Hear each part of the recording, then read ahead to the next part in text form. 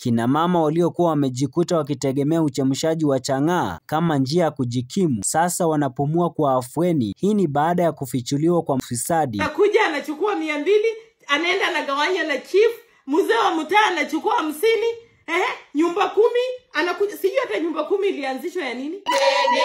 Asante sana nilisome, asante sana nilisome, asante nilisome, ubarikiwe nilisome. Ikiwa ni siku ya furaha, zaidi ya kina mama 75 kutoka eneo la Kilima, wadi ya Mosbridge, kaunti ya Uasin Gishu, wameanza ukurasa mpya wa maisha baada ya kujinasua kutoka kwa biashara ya uchemshaji wa pombe haramu ya chang'aa, biashara waliolazimika kuifanya kutokana na hali ngumu ya maisha. Kwa majina anajulikana kama Roda Nanjala.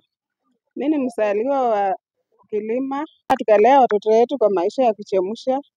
Enyewe kwa kuchemsha pombe hii si kupenda kwetu. Walevi wengine wanaweza kunywa, wanakataa hata kukulipa, wanakutusi, hata wanaweza kuchapia kwako.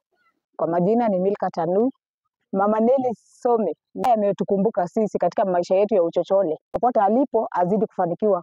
Mimi kwa majina naitwa Evelyn Rono. Napenda kumshukuru dada wetu Neli kwa sababu ya kuweza kuimbawa mama. Sisi tumekuwa chini, tumekuwa wamama wa kuchamusha, na leo hii Neli aliamua kama mwana ama kama mtoto mwenye sio wa siasa kutusaidia kama wamama.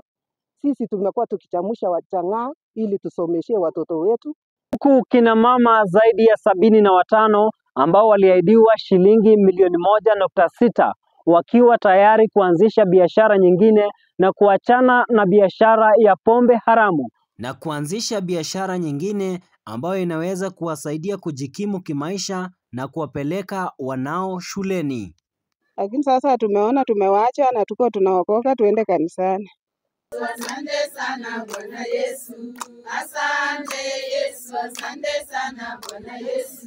Nikiripoti kutoka Kilima katika kaunti ya Uasin Gishu, jina langu ni Daniel Sisiwa.